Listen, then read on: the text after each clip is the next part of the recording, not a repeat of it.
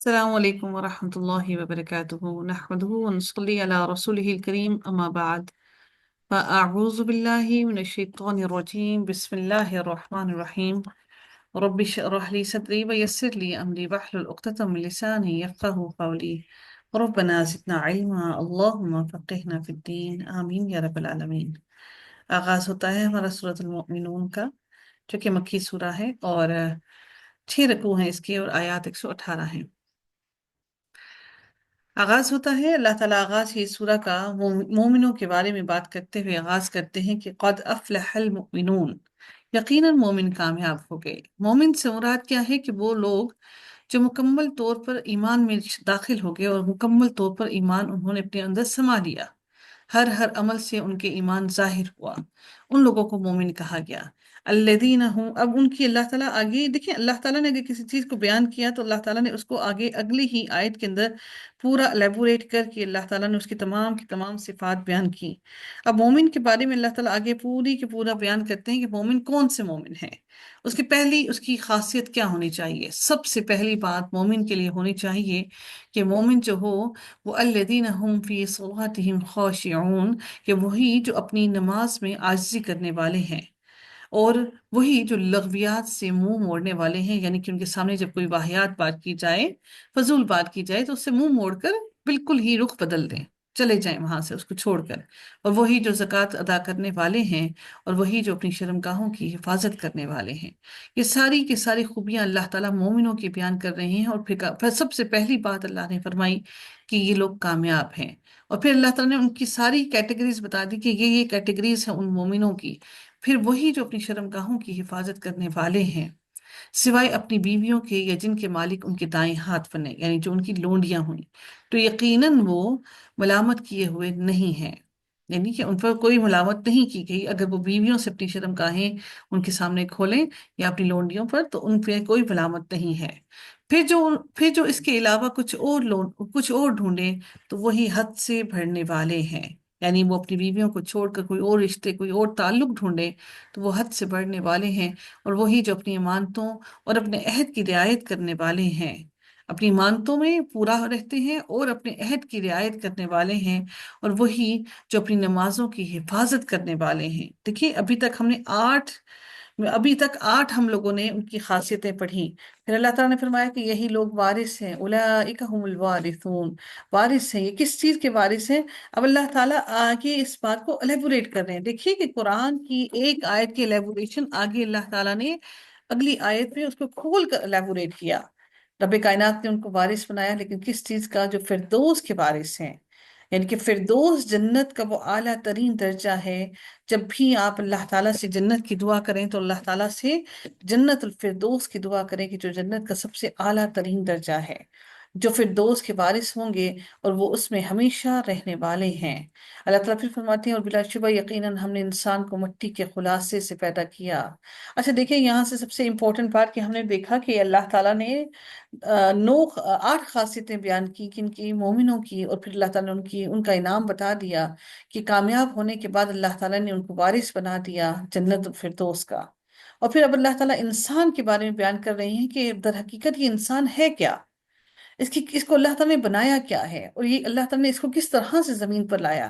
اللہ تعالیٰ فرماتے ہیں اور بلا شبہ یقیناً ہم نے انسان کو مٹی کے خلاصے سے پیدا کیا، پھر ہم نے اسے ایک محفوظ ٹھکانے میں نطفہ بنا دیا، یعنی ماں کے پیٹ کے اندر، ماں کے رحم کے اندر اللہ تعالیٰ نے اولاد کو ماں کے پیٹ کے اندر، ماں کے رحم کے اندر ایک محفوظ ٹھکانہ بنایا۔ پہلی مرتبہ جو پیدا کیا اللہ نے مٹی سے پیدا کیا، اور دوسری مرتبہ اللہ تعالیٰ نے جو انسان کو پیدائش ہے، اس کے بعد جتنی بھی انسانوں کی پیدائش ہے وہ نطفے سے ہوئی۔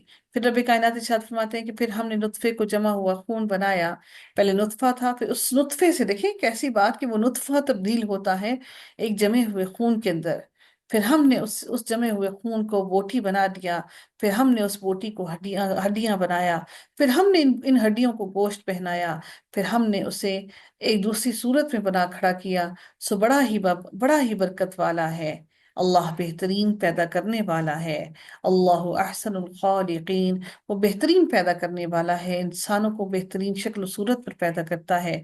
پھر یقیناً اس کے بعد تم ضرور مرنے والے ہو، اس زندگی کے آنے کے بعد ضرور تم مرو گے، پھر یقیناً تم قیامت کے دن اٹھائے جاؤ گے، اور بلا شبہ یقیناً ہم نے تمہارے اوپر 7 راستے بنائے تمہارے اوپر، اور مخلوق سے ہم کبھی غافل نہیں تھے۔ یہ آسمانوں کی بات کی جائے، 7 راستے اللہ تعالیٰ فرماتے ہیں بنائے ہم نے، اور ہم نے پھر آسمان سے خاص اندازے سے پانی نازل کیا۔ ایسا نہیں ہوا کہ اللہ تعالیٰ نے بس یکدم اکٹھا ہی پانی اتار دیا، نہیں، بلکہ خاص اندازے سے کہ کس وقت کتنا انسان کو پانی کی ضرورت ہے، فصلوں کو کتنا پانی کی ضرورت ہے، ایک خاص اندازے سے بارش ہوتی ہے۔ آپ نے کبھی دیکھا کہ بارش کی جو بوندیں ہوتی ہیں وہ کتنی باریک باریک ہوتی ہیں؟ سم ٹائم وہ بوندیں موٹی ہوتی ہیں، لیکن اتنا نہیں، ایسے نہیں ہے کہ آسمان سے سیلاب بہنا شروع ہو جائے اور پانی اس طرح سے، لیکن بارش جیسے بھی ہوگی وہ ہمیشہ ہمیشہ بوندوں کی صورت میں ہوگی۔ اللہ کہ اللہ تعالیٰ نے جب حضرت نوح علیہ السلام کی قوم پر عذاب بھیجا تو اللہ تعالیٰ نے آسمان کے دروازے کھول دیے، اور ایسا معلوم ہوا کہ جیسے آسمان سے بارش نہیں بلکہ دریا بہنے لگے ہوں۔ اس کے علاوہ آسمان سے جب بھی بارش ہوتی ہے تو بوندیں گرتی ہیں آسمان سے، پھر ہم نے اسے زمین میں ٹھہرا دیا، اور یقیناً ہم اس کے لے جانے پر ضرور قدرت رکھنے والے ہیں۔ پھر اس کے ذریعے ہم نے تمہارے لیے کچھ کھجور اور انگور کے باغ پیدا کیے، ان میں تمہارے لیے بہت سے لذیذ پھل ہیں، اور انہی میں سے کچھ تم کھاتے ہو۔ اور ہم نے وہ درخت پیدا کیا جو طور سینا سے نکلتا ہے، وہ اگاتا ہے، وہ کھانے والوں کے لیے تیل اور سالن اگاتا ہے۔ ٹھیک ہے، کہ جو زیتون کا درخت ہے اس سے تیل بھی نکلتا ہے، اور اس سے سالن بھی اس سے لوگ کھانے کے لیے پھل بھی نکلتا ہے زیتون کا، تو وہ کھانے والوں کے لیے تیل اور سالن اگاتا ہے۔ اور بلا شبہ تمہارے لیے مویشیوں میں یقیناً بڑی عبرت ہے جو ان کے پیٹوں میں ہے، ہم اس میں سے تمہیں پلاتے ہیں، یعنی دودھ پلاتے ہیں، اور تمہارے لیے ان میں بہت سے دوسرے فائدے بھی ہیں، اور انہی میں سے کچھ کو تم کھاتے بھی ہو۔ یعنی کہ کچھ جانور اللہ تعالیٰ نے بال برداری کے لیے ہمیں دیے، کچھ جانور ہم ان سے دودھ حاصل کرتے ہیں، اور کچھ جانوروں کو ہم ذبح کر کے کھاتے بھی ہیں۔ پھر رب کائنات ارشاد فرماتے ہیں کہ ان پر اور کشتیوں پر تم سوار کیے جاتے ہو، اور بلا شبہ یقیناً ہم نے یقیناً نوح کو اس کی قوم کی طرف بھیجا، تو اس نے کہا اے میری قوم، اللہ کی عبادت کرو، اس کے سوا تمہارا کوئی معبود نہیں، تو کیا تم ڈرتے نہیں ہو؟ تو اس کی قوم کے 3 سرداروں نے کفر کیا، انہوں نے کہا یہ نہیں ہے مگر تمہارا جیسا ایک آدمی جو چاہتا ہے کہ تمہارے اوپر برتری حاصل کر لے، اور اگر اللہ تعالیٰ چاہتا تو ضرور فرشتے نازل کرتا۔ ہم نے اس سے پہلے اس کو باپ دادا میں نہیں سنا، کہ ہم سے پہلے باپ دادا نے ہمارے کبھی یہ نہیں کہا کہ ایک اللہ ہے کوئی، تو اس اللہ کی عبادت کرو، ہم نے ایسی بات کبھی نہیں سنی۔ وہ ایک آدمی ہے جس کو جنون ہے، یعنی کہ انہوں نے حضرت نوح علیہ السلام کے بارے میں کہا کہ حضرت نوح علیہ السلام کو جنون طاری ہے، حضرت نوح علیہ السلام کو مجنون ہے۔ وہ سمجھتے تھے کہ نعوذ باللہ کہ حضرت نوح علیہ السلام کوئی پاگل دیوانے ہیں، کہ کوئی دیوانہ ہی ایسی باتیں کر سکتا ہے، کہ کوئی دیوانہ ہی اپنے رب کے خلاف جا سکتا ہے۔ تو وہ اپنے بتوں کو اور اپنے جن کو اپنے رب سمجھتے تھے، تو انہوں نے کہا کہ کوئی دیوانہ اور اس پہ جنون طاری ہو گیا ہے کہ ہمارے الہوں کو ٹھکرا رہا ہے۔ پھر ارشاد ہوتا ہے کہ قولا، نوح علیہ السلام نے کہا رب انصرنی بما کذبون، اے میرے رب تو میری مدد فرما اس وجہ سے جو انہوں نے مجھے جھٹلایا ہے۔ اے میرے رب تو میری مدد فرما۔ انہوں نے، حضرت نوح علیہ السلام نے خود ان سے لڑائی جھگڑا نہیں شروع کر دیا، جس طرح سے آپ اور میں اگر کوئی بات ہم پر آ جاتی ہے، خاص طور پر جب سسرال میں کوئی ایسا معاملہ پیش آ جاتا ہے، تو ہم اپنی بے گناہی ثابت کرنے کے لیے لڑ پڑتے ہیں، جھگڑ پڑتے ہیں، اور ہم اپنی بے گناہی کو ثابت کرنے کے لیے ہر پینترا استعمال کر لیتے ہیں، لیکن ہم اللہ تعالیٰ سے مدد نہیں مانگتے، ہم اپنے ہر کام کے لیے اللہ تعالیٰ کو کافی نہیں جانتے، حالانکہ ہم جانتے ہیں کہ حق اور سچ تو اللہ تعالیٰ نے کھول کر سامنے لانا ہے۔ پھر رب کائنات ارشاد فرماتے ہیں وَوَحَّيْنَا فَإِذَا جَاءَ أَمْرُنَا وَفَارَتِ النُّورُ، اور ہماری وحی کے مطابق کشتی بناؤ۔ اللہ تعالیٰ نے ان کو پھر وہاں سے نجات دینے کے لیے کیا کہا کہ تو ہم نے اس کی طرف وحی کی ہماری نگاہوں کے سامنے، اور ہماری وحی کے مطابق کشتی بناؤ، پھر جب ہمارا حکم آ جائے اور تنور ابل پڑے تو ہر چیز سے جوڑا نر اور مادہ دونوں کو لے چلو، اور اپنے گھر والوں کو، مگر جس پر ان لوگوں میں سے بات طے ہو چکی، یعنی جس کے لیے اللہ تعالیٰ نے طے کر دیا کہ یہ ہدایت پانے والے نہیں ہیں، وہ کبھی تمہارے ساتھ نہیں جائیں گے۔ اور ان لوگوں کے بارے میں مجھ سے بات نہ کرنا جنہوں نے ظلم کیا، یقیناً وہ غرق کیے جانے والے ہیں۔ پھر جب تم اور جو تمہارے ساتھ ہیں صحیح طور سے کشتی میں چڑھ جاؤ تو کہنا سب تعریف اللہ تعالیٰ کی ہے جس نے ہمیں ظالم لوگوں سے نجات دلائی، اور کہنا اے میرے رب مجھے اتارنا کہ برکت والا اتارنا ہو، اور تو بہترین اتارنے والا ہے۔ یعنی کہ جب ہمیں اللہ تعالیٰ سے یہ دعا کی کہ جب ہم اس کشتی سے اترے، ربی انزلنی منزلا مبارکا وانت خیر المنزلین، کہ ہم جس جگہ پر اتریں تو وہاں پر تو ہمارے لیے برکت کا سامان کرنا، ہمارے مال میں، ہمارے رزق میں برکتیں عطا کرنا۔ ان فی ذلک لآیات وان کننا لمبتلین، بلا شبہ اس میں یقیناً نشانیاں ہیں، اور بے شک ہم تو ضرور آزمائش کرنے والے ہیں۔ اللہ تعالیٰ نے یہاں پر حضرت نوح علیہ السلام کے بارے میں کیوں یہ سب کچھ بتایا؟ یہاں پر بتانا اس لیے مقصود تھا کہ حضرت آدم علیہ السلام کے بعد جب پوری زمین پر سب کے سب لوگ ہی مشرک ہو گئے، تو پھر اللہ تعالیٰ نے یہ اللہ تعالیٰ کا پہلا عذاب یہ اس پوری قوم پر ایسا آیا کہ اس پوری کی پوری قوم کو اللہ تعالیٰ نے، پوری زمین پر اللہ تعالیٰ نے یہ عذاب بھیجا، اور تمام کے تمام مشرک لوگوں کو اللہ تعالیٰ نے ختم کر کے پھر دوبارہ سے اللہ تعالیٰ نے انسانوں کی تخلیق دوبارہ سے ہوئی، دوبارہ سے قبیلے بنے، دوبارہ سے زندگی کا آغاز ہوا۔ اللہ تعالیٰ نے یہاں پر بیان کرنے کا مقصد یہ ہے کہ اس وقت تمام کے تمام مشرک لوگوں کو پھر سے ختم کر دیا گیا، اور صرف اللہ تعالیٰ کا دین اور اللہ تعالیٰ کے ماننے والے لوگ باقی رہے۔ پھر اللہ تعالیٰ نے ارشاد فرمایا ثم انشأنا من بعدهم قرنا آخرین، پھر ان کے بعد ہم نے دوسرے زمانے کے لوگ پیدا کیے، یعنی حضرت نوح علیہ السلام کے بعد ہم نے دوسرے زمانے کے دوسرے لوگ پیدا کیے، پھر ان میں ہم نے ایک رسول انہی میں سے بھیجا کہ اللہ تعالیٰ کی عبادت کرو اور اس کے سوا کوئی معبود نہیں، تو کیا تم ڈرتے نہیں ہو؟ اور اس قوم میں سے ان سرداروں نے جنہوں نے کفر کیا اور آخرت کی ملاقات کو جھٹلایا، اور جن کو دنیا کی زندگی میں ہم نے خوشحال رکھا تھا، انہوں نے کہا یہ تمہارے ہی جیسا ایک آدمی ہے، یہ اس میں سے کھاتا ہے جو تم کھاتے ہو اور اسی میں سے پیتا ہے جو تم پیتے ہو، ہمارے جیسا ہی ہے، سب کچھ جیسے ہم کرتے ہیں وہی سب کچھ کرتا ہے، اور اگر تم اپنے ہی جیسے ایک انسان کی اطاعت کی تب تم بلا شبہ ضرور خسارہ اٹھانے والے ہوگے۔ یعنی کہ اطاعت کرنے کے لیے انہیں چاہیے تھا کہ وہ ان جیسا آدمی نہ ہو جس کی اطاعت کریں، بلکہ کوئی الگ ہی مخلوق کا انسان ہو جس کی یہ لوگ اطاعت کرنا چاہتے تھے۔ اس لیے انہوں نے کہا کہ اگر ہمارے جیسا ہی انسان جو ہماری طرح بیوی بچے بھی رکھتا ہے، کھاتا پیتا بھی ہے، ہم اس کی اطاعت کیسے کریں؟ کیا وہ تمہیں وعدہ دیتا ہے کہ یقیناً جب تم مر گئے اور مٹی اور ہڈیاں ہو گئے تو بلا شبہ تم نکالے جانے والے ہو؟ بعید، بالکل ہی بعید ہے، یعنی کہ یہ بات بہت دور کی ہے۔ جو یہ تم سے وعدہ کرتے ہیں یہ کبھی ممکن ہو ہی نہیں سکتا، ایسا ممکن ہی نہیں کہ انسان کی زندگی ختم ہو جائے، ہڈیاں بن جائیں، اور ہڈیاں بھی ختم ہو کر راکھ بن جائیں تو پھر واپس ان کو زندہ کیا جائے۔ ایسے کیسے ممکن ہے؟ انسان کی عقل اس کی عقل اس کو اس چیز کا جواب، اس کی عقل اس چیز کو مانتی ہی نہیں ہے۔ پھر اللہ تعالیٰ ارشاد فرماتے ہیں نہیں ہے یہ مگر ہماری دنیا کی زندگی، ہم یہی مرتے اور جیتے ہیں۔ یہ لوگ کہتے ہیں کہ یہ زندگی جو ہے یہ مکمل صرف دنیا کی زندگی ہے، ہم اسی میں مرتے ہیں اور پھر اسی میں جیتے ہیں، اور ہم ہرگز اس میں اٹھائے جانے والے نہیں ہیں۔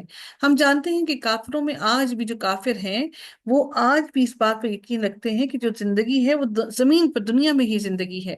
وہ کہتے ہیں کہ 7 جیون ملیں گے، اور پھر اگر ایک اچھے عمل کرے گا تو اگر اگلے جنم میں اچھا انسان بن کر آئے گا، اور اگر برے عمل کرے گا تو اگلے جنم میں وہ کسی جانور کی شکل میں آئے گا۔ تو ہمارا آج بھی ان کافروں کا عقیدہ اور یقین نہیں ہے کہ انسان واپس جی اٹھے گا اللہ تعالیٰ کے سامنے۔ وہ سمجھتے ہیں کہ یہ جو انسان کو جتنی بھی سزائیں ملنی ہیں وہ اسی دنیا میں ہی مل جانی ہے، وہ اگلے روپ میں اگلی دفعہ اچھے روپ میں آئے گا، لیکن ان کے پاس ہمیشگی کی زندگی نہیں ہے۔ لیکن ہم جانتے ہیں کہ اللہ تعالیٰ اس کے بعد انشاءاللہ ہمیں ہمیشگی کی زندگی عطا کرے گا۔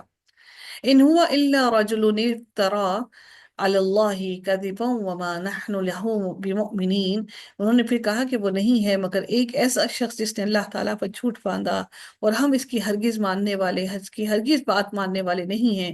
قال، رسول نے کہا رب انصرنی بما کذبون، اے میرے رب میری مدد کر اس کے بدلے جو انہوں نے مجھے جھٹلایا۔ قال، اللہ نے فرمایا عم قلیل قلیل لا یصبحن نادمین، تھوڑی ہی مدت ہے جس میں یقیناً یہ ضرور پچھتانے والے ہیں۔ یہ تھوڑا ہی وقت، اللہ تعالیٰ فرماتے ہیں ہم نے تھوڑا ہی قلیل ہی وقت ان کو دیا ہے، اس وقت میں یہ ضرور پچھتائیں گے کہ ان کے ساتھ کیا ہو رہا ہے۔ پھر ان کو ایک چیخ نے حق کے ساتھ پکڑا، چنانچہ ہم نے ان کو خس و خاشاک کر دیا، یعنی کہ بالکل ان کو بالکل خاک کی طرح کر دیا، ان کو مکمل طور پر نیست و نابود کر دیا، ہم نے ان کو مکمل طور پر ختم کر دیا۔ پھر ہم نے ان کے بعد دوسرے زمانوں کے لوگوں کو پیدا کیا۔ پھر اللہ تعالیٰ فرماتے ہیں کہ ہم نے ان کے بعد دوسرے زمانے کے دوسرے لوگوں کو پیدا کیا۔ اب یعنی کہ اللہ تعالیٰ نے ایک قوم کو اگر مکمل طور پر غرق کر دیا، تو اللہ تعالیٰ نے اس قوم کو غرق کرنے کے بعد اللہ تعالیٰ اس کے بعد دوسری قوم کو لے کر آیا، تاکہ وہ اللہ تعالیٰ کی اوپر یقین لے کر آئے اور اللہ تعالیٰ کی باتوں پر عمل کریں۔ اب اس سے مراد حضرت صالح علیہ السلام، حضرت لوط اور حضرت شعیب علیہ السلام کی ساری قومیں ہیں، کہ جن کو اللہ تعالیٰ نے ایک کے بعد اللہ تعالیٰ نے ان قوموں کو ختم کیا۔ تو اللہ تعالیٰ نے اکٹھا ان تمام کی تمام قوموں کا ذکر اکٹھا ہی کیا کہ ہم ان کی طرف جب جن جن لوگوں کی طرف ہم نبیوں کو لے کر آئے، تو ساری کی ساری مشرک قوموں کا ایک ہی رویہ رہا، اور انہوں نے ایک ہی طرح سے اپنے نبیوں کو جھٹلایا، اور اللہ تعالیٰ نے اس قوم کو نیست و نابود کرنے کے بعد دوسرے لوگوں کو لے کر آیا۔ رب کائنات ارشاد فرماتے ہیں ما تسبق من امت اجلها وما یستأخرون، کوئی امت نہ اپنے وقت مقرر سے آگے جاتی ہے اور نہ ہی وہ پیچھے رہتے ہیں، یعنی جو وقت اللہ نے مقرر کر دیا نہ اس سے آگے نکل سکتے ہیں نہ پیچھے رہ سکتے ہیں۔ پھر ہم نے پے در پے اپنے رسول بھیجے، جب کبھی کسی امت کے پاس اس کا رسول آیا انہوں نے اسے جھٹلا دیا، تو ہم نے ان کے پاس کو باز کے پیچھے چلتا کیا، اور ہم نے انہیں کہانیاں بنا دیا، سو اس قوم کے لیے دوری ہے جو ایمان نہیں لاتے۔ کہانیاں کیوں بنا دیا؟ کہ اللہ تعالیٰ نے ان کو ختم کر دیا، نصف و نابود کر دیا، اور وہ صرف ایک کہانی کی صورت میں باقی رہے، یعنی ایک سٹوری رہ گئے، لوگوں کی زبان پر ایک صرف سٹوری بن کر رہ گئے، اور سٹوری کے علاوہ وہ کچھ بھی نہ رہے۔ جن کے مال، دولت، علم اور طاقت اتنا کچھ تھا، اللہ تعالیٰ نے ان کو صرف ایک کہانی بنا کر چھوڑ دیا، جو لوگوں کے درمیان صرف اور صرف بات چیت کرنے کا اور ایک دوسرے کو کہانیاں سنانے کا کے لیے ایک سٹوریز بن کے، ایک افسانے بن گئے۔ پھر ہم نے موسیٰ اور اس کے بھائی ہارون کو اپنی آیات اور واضح دلیل کے ساتھ بھیجا۔ اب دیکھیے کہ اللہ تعالیٰ نے تمام انبیاء کی قوموں کو، پہلے حضرت نوح علیہ السلام کا ذکر کیا، ان کی قوم کا کیا، پھر اللہ تعالیٰ نے سارے لوگوں کو اکٹھا، سارے انبیاء کا ذکر اکٹھا کیا، اس کے بعد پھر اللہ تعالیٰ نے دوبارہ سے حضرت موسیٰ علیہ السلام کا ذکر الگ سے کیا۔ ہم نے دیکھا قرآن کے اندر کہ حضرت موسیٰ علیہ السلام کا ذکر جہاں جہاں اللہ تعالیٰ نے کیا بہت ڈیٹیل سے کیا، کیونکہ حضرت موسیٰ علیہ السلام کی قوم پر اللہ تعالیٰ کی بہت ہی عنایتیں اور بہت سی نوازشیں تھیں، اور پھر بھی ان کی قوم نے ہمیشہ سے نبیوں کو جھٹلایا، ان کو قتل کیا۔ اللہ تعالیٰ فرماتے ہیں اور اس کے بھائی ہارون کو اپنی آیات اور واضح دلیل کے ساتھ بھیجا، فرعون اور اس کے سرداروں کی طرف تو انہوں نے تکبر کیا، اور وہ سارے کے سارے سرکش لوگ ہی تھے۔ انہوں نے کہا کہ کیا ہم اپنے ہی جیسے دو آدمیوں پر ایمان لے آئیں؟ اس میں کیا خاص بات ہے؟ یہ ہمارے جیسا ہی آدمی ہے، ہم اس پر ایمان کیسے لے آئیں؟ حالانکہ ان دونوں کو قوم ہماری ان دونوں کی قوم ہماری غلام ہے۔ اگر ہم اس کی اطاعت کرتے بھی ہوتے تو اطاعت اس انسان کی کرتے جو ہم سے بالاتر ہوتا، ہم سے طاقتور ہوتا، یا مال و متاع میں ہم سے زیادہ ہوتا۔ یہ تو ایک ایسی قوم میں سے ہے جو ہم سے نچلی درجے کی ہے، وہ قوم ساری ہماری غلام ہے، تو ہم اس کی بات سنیں؟ تو انہوں نے دونوں کو جھٹلا دیا، چنانچہ وہ ہلاک ہونے والوں میں سے ہو گئے۔ جب بھی جس بھی قوم نے نبیوں کو جھٹلایا تو اللہ تعالیٰ نے ان پر ہلاک ہونا واجب کر دیا، کہ اب یہ قوم ہلاک ہونے والی ہے اور اب اس قوم کو کوئی بچانے والا نہیں۔ اور بلا شبہ یقیناً موسیٰ کو ہم نے کتاب عطا کی تاکہ وہ ہدایت پائیں، اور ہم نے ابن مریم اور اس کی ماں کو ایک عظیم نشانی بنا دیا، اور ہم نے ان دونوں کو ایک بلند زمین پر ٹھکانہ دیا جو بہتے پانی والی رہنے کے قابل تھے۔ اے رسولو، اب اللہ تعالیٰ سارے رسولوں کو اکٹھا بیان فرماتے ہیں، یا ایہا الرسولو، اے رسولو، کھاؤ پاک چیزوں میں سے اور نیک کام کرو جو کچھ تم عمل کرتے ہو، یقیناً میں اسے خوب جاننے والا ہوں۔ اب یہاں پر جب یہ آیت نازل ہوئی اس وقت حالانکہ رسول نہیں تھے سارے کے سارے، لیکن اس کو رسولوں کو مخاطب کرنے کا ایک بات یہ بھی ممکن ہے کہ اللہ تعالیٰ ان رسولوں کی قوموں کو ذکر کرتے ہوئے فرماتے ہیں کہ اے رسولو، کھاؤ پیو، کھاؤ پاکیزہ چیزوں میں سے اور نیک کام کرو، جو کچھ تم عمل کرتے ہو یقیناً اسے اللہ تعالیٰ خوب جاننے والا ہے، اور یقیناً یہ تمہاری امت ایک ہی امت ہے اور میں تمہارا رب ہوں، سو تم سب کے سب مجھ سے ڈرو۔ پھر انہوں نے اپنے معاملے یعنی کہ دین کو ٹکڑے ٹکڑے کر کے کئی گروہ میں بٹ گئے، کئی گروہ بن گئے۔ اپنے اپنے دین کو توڑ توڑ کر الگ الگ کر لیا، اور تمام کے تمام لوگ کئی گروہوں میں بٹ گئے، بالکل ایسے ہی جیسے آج ہم مسلمان گروہوں میں بٹے ہوئے ہیں۔ ہر گروہ کے پاس جو کچھ ہے وہ اسی پر خوش ہیں، یعنی وہ سمجھتے ہیں کہ جو ہمارے پاس ہے یہی درست ہے۔ اللہ تعالیٰ فرماتے ہیں چنانچہ ان کی غفلت میں ہی آپ انہیں ایک وقت تک چھوڑ دیں، کیا وہ سمجھتے ہیں کہ ہم انہیں مال اور بیٹوں سے مدد دے رہے ہیں، ہم انہیں بھلائیاں دینے میں سرگرم عمل ہیں؟ بلکہ وہ سمجھتے نہیں۔ یقیناً وہ لوگ جو اپنے رب کے خوف سے ڈرنے والے ہیں، اور وہ لوگ جو اپنے رب کی آیات پر ایمان لاتے ہیں، اور وہ لوگ جو اپنے رب کے ساتھ شرک نہیں کرتے، اور وہ لوگ جو کہ دیتے ہیں، جو کچھ دیتے ہیں، اور ان کے دل کانپتے ہیں کہ بے شک وہ اپنے رب کی طرف واپس جانے والے ہیں، یہی وہ لوگ ہیں جو نیک کاموں میں بھاگ دوڑ کرتے ہیں، اور انہی میں سبقت لے جانے والے ہیں۔ اور ہم کسی نفس کو اس کی طاقت سے زیادہ تکلیف نہیں دیتے، اور ہمارے پاس ایک کتاب ہے جو حق کے ساتھ بولے گی، اور وہ ظلم نہیں کیے جائیں گے۔ اب یہ کتاب کیا، اس سے مراد وہ ہر انسان کے نامہ اعمال ہیں، کہ ہر اللہ تعالیٰ فرماتے ہیں کہ یہ کتاب ایسی ہے جو حق کے ساتھ بولے گی، حق جو کچھ تمہارے بارے میں لکھا ہوا ہے سب کچھ بول دے گی، اور وہ ظلم نہیں کیے جائیں گے، کسی پر کچھ ظلم نہ ہوگا، بلکہ تمام کے تمام لوگوں کو ان کی سزائیں اللہ نے پہلے ہی بتا دی کہ تم اگر ایسا کرو گے تو تمہیں ایسی سزا میں مبتلا کیا جائے گا، بلکہ ان کے دل اس سے غفلت میں ہیں، اور ان کے کام اس کے علاوہ بھی ہیں جنہیں وہ کرنے والے ہیں۔ حتیٰ کہ جب ہم ان کے خوشحال لوگوں کو عذاب میں پکڑیں گے تو اچانک وہ بلبلا رہے ہوں گے۔ اللہ تعالیٰ فرماتے ہیں کہ مت بلبلاؤ، مت تڑپو، مت بلبلاؤ، یقیناً آج ہماری طرف سے تمہیں کوئی مدد نہیں دی جائے گی۔ میری آیتیں تم پر پڑھی جاتی تھیں تو تم اپنی ایڑیوں پر پھر جایا کرتے تھے، تکبر کرنے والے بن کر، اور رات کو اس پر باتیں کرتے تھے، تم بےہودہ باتیں کیا کرتے تھے۔ تو کیا ان لوگوں نے اس کلام پر غور نہیں کیا؟ اب اس کو بےہودگی کی باتوں کو رات کے بارے میں کیوں کہا گیا؟ کیونکہ رات جیسے ہی پھیلتی ہے تو گناہوں میں اضافہ ہو جاتا ہے لوگوں کے۔ کچھ لوگ اللہ سے ڈر کر اللہ سے معافی مانگ کر اس کے آگے جھک جاتے ہیں، اور کچھ لوگ بےہودگی اور بےہودہ باتیں اور گناہ کرنے میں مبتلا ہو جاتے ہیں۔ تو ہر انسان پہ خود پر ڈیپینڈ کرتا ہے کہ وہ کیا کرتا ہے۔ تو کیا ان لوگوں نے اس کلام پر غور نہیں کیا؟ یا ان کے پاس کوئی ایسی چیز آئی ہے جو ان کے پہلے باپ دادا کے پاس نہیں آئی تھی؟ یا انہوں نے اپنے رسول کو پہچانا نہیں کہ وہ اس کا انکار کرنے والے ہیں؟ یا وہ خود کہتے ہیں کہ اسے جنون ہے، بلکہ وہ ان کے پاس حق لایا ہے، اور ان میں سے اکثر حق کو ناپسند کرنے والے ہیں۔ اور اگر حق ان کی خواہشات کے پیچھے چلتا تو آسمان اور زمین اور جو کچھ ان میں ہے سب میں فساد برپا ہو جاتا، بلکہ ہم ان کے پاس انہی کی نصیحت لائے ہیں، تو وہ اپنی نصیحت سے ہی منہ موڑنے والے ہیں۔ تو اپنی نصیحت جو اللہ نے بھیجی اسی سے منہ موڑ رہی ہیں، تو یہ نصیحت کیسے پائیں گے؟ کیا آپ ان سے کسی آمدنی کا سوال کرتے ہیں، کچھ مانگتے ہیں، کچھ طلب کرتے ہیں؟ تو آپ کے رب کی آمدنی ہی بہتر ہے، اور وہی بہترین رزق دینے والا ہے۔ اور بلا شبہ آپ انہیں یقیناً سیدھے راستے کی طرف ہی بلاتے ہیں، اور جو لوگ آخرت پر ایمان نہیں رکھتے وہ اصل راستے سے یقیناً ہٹے ہوئے ہیں۔ اور اگر ہم ان پر رحم کریں اور ان پر سے کوئی تکلیف دور کر دیں تو وہ اپنی سرکشی میں اصرار کرنے لگیں گے، اور اس حالت میں کہ وہ بھٹک رہے ہوں گے۔ اللہ تعالیٰ فرماتے ہیں کہ ہم نے انہیں عذاب میں پکڑا تو نہ وہ اپنے رب کے سامنے جھکے، اور انہوں نے عاجزی بھی اختیار نہیں کی، یہاں تک کہ جب ہم نے ان پر ایک سخت عذاب کا دروازہ کھول دیا تب اچانک وہ اس میں مایوس تھے۔ مایوس کیوں تھے؟ کہ اب ان کو معلوم تھا کہ اب یہاں سے وہ کہیں بچ کر جا نہیں سکتے۔ اور وہی ہے رب جس نے تمہارے کان اور آنکھیں اور دل بنائے، تم بہت ہی کم شکر ادا کرتے ہو۔ اور وہی رب ہے جس نے تمہیں زمین میں پھیلا دیا، اور اسی کی طرف تم اکٹھے کیے جاؤ گے۔ اس نے تمہیں زندہ کیا، اور وہی تمہیں موت دیتا ہے، اور رات اور دن کا وہی بدلنے پر اختیار رکھتا ہے۔ تو کیا تم سمجھتے نہیں ہو؟ بلکہ انہوں نے کہا، جیسے پہلے لوگوں نے کہا تھا، کہ انہوں نے کہا کہ ہم کیا ہم جب مر جائیں گے اور مٹی اور ہڈیاں خاک بن جائیں گے تو ہم واقعی دوبارہ اٹھائے جائیں گے؟ یقیناً یہ وعدہ ہم سے بھی کیا گیا، اور اس سے پہلے ہمارے باپ دادا سے بھی ایسا ہی وعدہ کیا گیا، لیکن ہم نے اپنے باپ دادا کو کبھی واپس آتے نہیں دیکھا، بلکہ یہ تو ایک کہانیاں ہیں، اس کے علاوہ یہ کوئی حق اور سچ نہیں ہے۔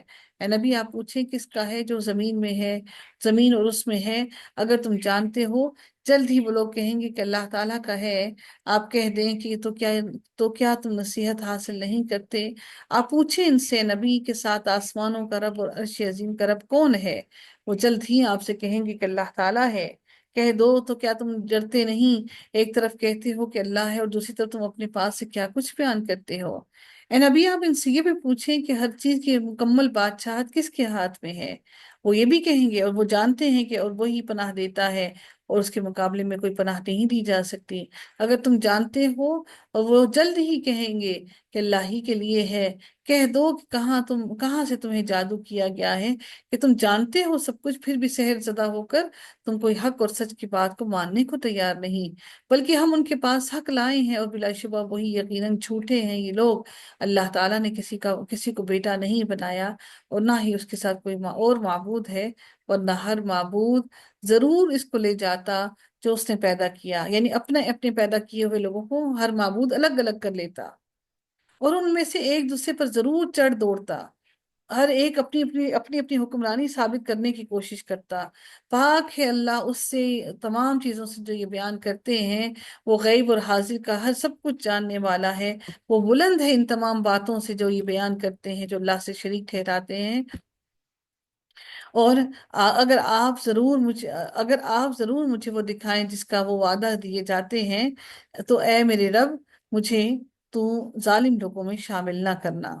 اللہ تعالیٰ نے نبی کریم صلی اللہ علیہ وسلم سے کہا کہ قل ربی اما ترینی ما یوعدون، آپ دعا کریں اے میرے رب، اگر آپ ضرور مجھے وہ دکھائیں جس کا وہ وعدہ دیے جاتے ہیں، تو اے میرے رب مجھے تو ظالم لوگوں میں شامل نہ کرنا۔ اور بلا شبہ ہم اس پر یقیناً قادر ہیں کہ آپ وہ چیز دکھا دیں جس کا ہم ان سے وعدہ کر رہے ہیں، یعنی وہ جہنم، اور جس طرح ہم ان کو ماریں گے، وہ سب کچھ دکھانے پر ہم قدرت رکھتے ہیں۔ آپ برائی کو اس طریقے سے دور کریں جو سب سے اچھا ہے، جو بھی وہ بیان کرتے ہیں ہم اسے زیادہ جاننے والے ہیں۔ اور آپ دعا کریں کہ اے میرے رب، میں شیطان کی اکساہٹوں سے آپ کی پناہ میں آتا ہوں۔ بہت خوبصورت دعا ہے۔ ربی اعوذ بک من ہمزات الشیاطین۔ اللہ تعالیٰ نے یہ دعا نبی کو سکھائی، یہ اللہ نے نبی کو سکھائی، تو ہم پر لازم ہے کہ ہم اس آیت کو پڑھیں اور اللہ تعالیٰ سے دعا کریں کہ اے اللہ، میں شیطان کی اکساہٹوں سے آپ کی پناہ میں آتا ہوں۔ اعوذ بک، ربی اعوذ بک من ہمزات الشیاطین۔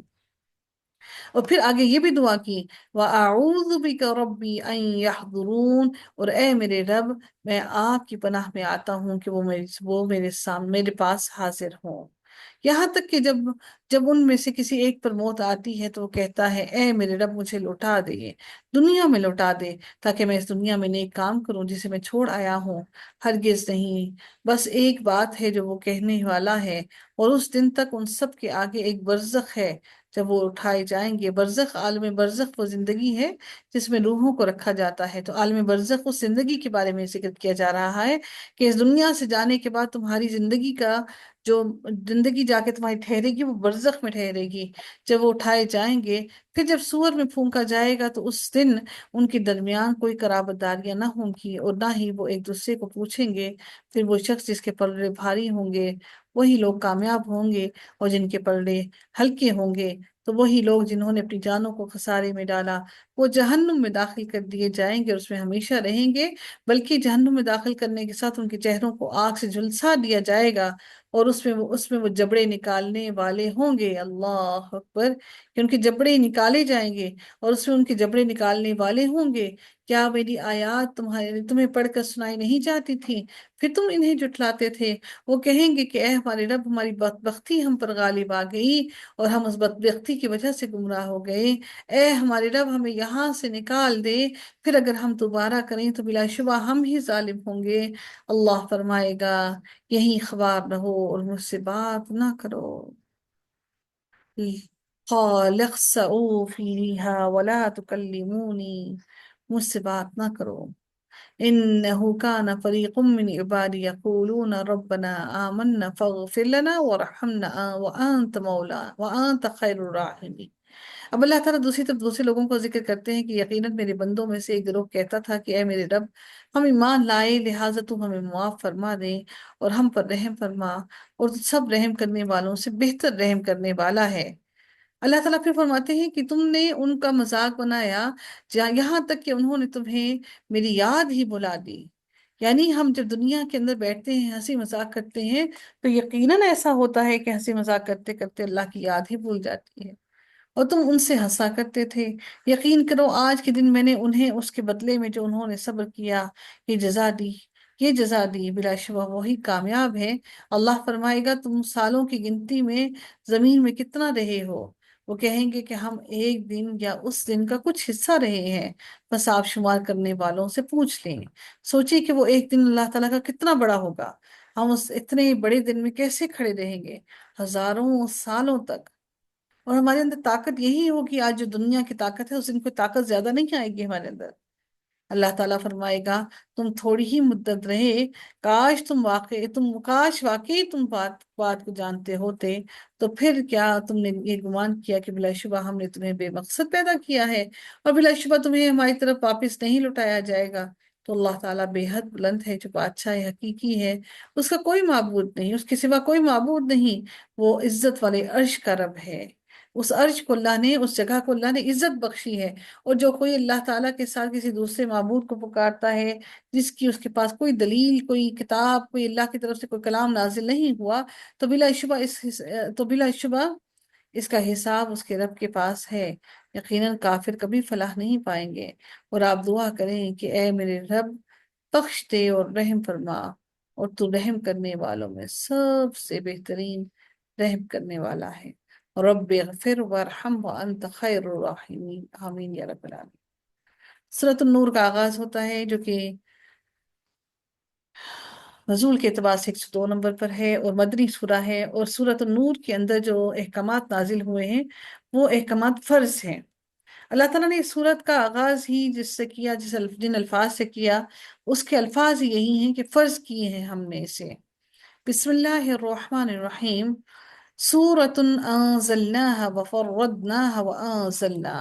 اب اللہ تعالیٰ نے یہ بیان کیوں کیا اس آیت، پہلی ہی آیت کے اندر، کہ ہم نے اس سورت کو نازل کیا، اس کے احکامات فرض ہیں اور ہم نے اسے فرض کیا ہے، اور ہم نے اس میں واضح آیات نازل کی ہیں تاکہ تم نصیحت حاصل کرو، تاکہ تم اپنے آپ کو اس دین کے مطابق ڈھال لو۔ سب سے پہلی بات، زانیہ عورت اور زانی مرد دونوں میں سے ہر ایک کو تم 100 کوڑے مارو، اور ان دونوں کے بارے میں اللہ تعالیٰ کے دین میں نرمی تمہیں دامن گیر نہ ہو، کہ تم نرمی نہ کر دینا کہ ان دونوں کو معاف کر دو۔ اگر تم اللہ تعالیٰ اور آخرت کے دن پر یقین رکھتے ہو کہ اگر تم انہیں معاف کر دو گے تو آخرت کے دن اللہ تعالیٰ ان کو سخت پکڑ میں پکڑ لے گا، اور اگر تمہیں یقین ہے، اللہ پر یقین ہے، تو تمہیں لازمی ان کو یہ سزا دینی ہے، کیونکہ پھر روز قیامت اللہ تعالیٰ تمہیں ان کو یہ سزا نہ دینے پر تمہاری پکڑ کرے گا۔ اور دونوں کی سزا کے وقت اہل ایمان کا ایک گروہ ضرور موجود ہو، اس لیے اللہ تعالیٰ نے فرمایا کہ تاکہ اہل ایمان اپنے تقوی میں مزید بڑھ جائیں، اور دوسری بات اس کی یہ بھی ہے کہ تاکہ اہل ایمان اس چیز پر گواہ رہیں کہ اللہ تعالیٰ کی شریعت پوری طرح سے نافذ ہو گئی ہے، اور تاکہ کسی پر بھی کسی قسم کی کوئی زیادتی نہ ہو۔ اس لیے کہا گیا کہ اہل ایمان کا ایک گروہ ضرور وہاں پر موجود رہے۔ زانی نکاح نہیں کرے گا مگر زانیہ یا مشرکہ عورت کے ساتھ ہی، اور زانیہ کے ساتھ نکاح نہیں کرے گا مگر زانی یا مشرک مرد ہی، اور اہل ایمان پر یہ حرام کر دیا گیا ہے۔ اس سے یہ نہیں مراد کہ زانی مرد کو زانی عورت ملے گی اور مشرک اور مومن مرد کو مومن عورت ملے گی، بلکہ اس سے مراد یہ ہے کہ اللہ تعالیٰ نے فرمایا کہ زانی نکاح نہیں کرے گا مگر زانیہ سے، یعنی کہ زانی مرد کو زانی عورت ہی پسند آئے گی، اس کو کبھی بھی پاک باز عورت، اللہ تعالیٰ کے دین پر چلنے والی عورت پسند ہی نہیں آئے گی۔ ہم دیکھتے ہیں اپنی میڈیا کی طرف، دیکھتے ہیں ایسے لوگوں کو جو خود بے حیا ہوتے ہیں، اور ان کی بیویاں بھی ویسے ہی بے حیا بیویوں کو ہی پسند کرتے ہیں، اور انہی عورتوں سے وہ نکاح کرتے ہیں، اور جو مرد خود پاک باز ہوتے ہیں وہ پاک باز عورتوں کو ہی پسند کرتے ہیں، اور پھر ان کا اٹھنا بیٹھنا بھی ایسے ہی لوگوں کے بیچ میں ہوتا ہے، پھر اللہ تعالیٰ ان کے لیے ایسے ہی لوگوں کے راستے کھول دیتا ہے۔ پھر رب کائنات ارشاد فرماتے ہیں کہ اور جو لوگ پاک دامن عورتوں پر تہمت لگائیں پھر 4 گواہ نہ لائیں تو انہیں 80 کوڑے مارو۔ سب سے امپورٹنٹ بات کہ اور پھر اس کے بعد اگر وہ گواہ نہ لائیں اور اس کے بعد سزا دینے کے بعد ان کی گواہی کو اللہ تعالیٰ نے آگے ان کو لیبوریٹ کیا کہ اگر ایک دفعہ ان کو سزا ہو جائے اور تم ان کی کوئی گواہی کبھی بھی قبول نہ کرو، اور وہی نافرمان لوگ ہیں۔ ایک مرتبہ کوئی الزام لگا دے تو اس کی گواہی کو ساری زندگی کے لیے بالکل کافر کی گواہی کے برابر دے دیا گیا، کہ اس کی گواہی ہمیشہ کے لیے قبول نہیں کی جائے گی۔ لیکن بدقسمتی سے ہم لوگ کیا کرتے ہیں کہ ایسے خواتین جو تہمت لگاتی ہیں، ہر کوئی اس کی بات کو سننے کے لیے فوراً تیار ہوتا ہے، مگر جن لوگوں نے اس کے بعد توبہ کی اور اصلاح کر لی تو بلا شبہ اللہ تعالیٰ بے حد بخشنے والا اور نہایت رحم کرنے والا ہے۔ اور جو لوگ اپنی بیویوں پر تہمت لگائیں اور ان کے پاس اپنے سوا کوئی گواہ نہ ہو، اکیلے وہی گواہ ہوں، ان میں سے ایک شخص کی گواہی اللہ کی قسم کے ساتھ 4 شہادتیں ہیں، یعنی کہ ایک دفعہ گواہی دے اور 4 مرتبہ اللہ تعالیٰ کی قسم اٹھا کر کہے، وہ قسم کیا ہے؟ کہ میں سچا ہوں، کہ بلا شبہ وہ یقیناً سچے لوگوں میں سے ہے۔ اور 5ویں مرتبہ وہ کیا کہے؟ کہ یقیناً اس پر اللہ تعالیٰ کی لعنت ہو اگر وہ جھوٹوں میں سے ہو۔ اگر تو وہ گواہ لا سکے تو وہ 4 مرتبہ اللہ کی قسم اٹھا کر اللہ کو گواہ ٹھہرا کر گواہی دے، اور 5ویں مرتبہ وہ لعنت بھیجے کہ اگر اس پر لعنت ہو کہ اگر وہ جھوٹا ہے۔ اور پھر اللہ تعالیٰ فرماتے ہیں اور یہ بات عورت سے سزا کو ہٹا دے گی کہ وہ 4 مرتبہ اللہ کی قسم کے ساتھ 4 شہادتیں دے کہ یقیناً وہ مرد جھوٹوں میں سے ہے، اور 5ویں مرتبہ وہ یہ کہے کہ یقیناً اس عورت پر اللہ تعالیٰ کا غضب ہو اگر وہ مرد سچے لوگوں میں سے ہے۔ اور اگر تم پر اللہ تعالیٰ کا فضل اور اس کی رحمت نہ ہوتی تو تم شدید مشقت میں پڑ جاتے، اور یہ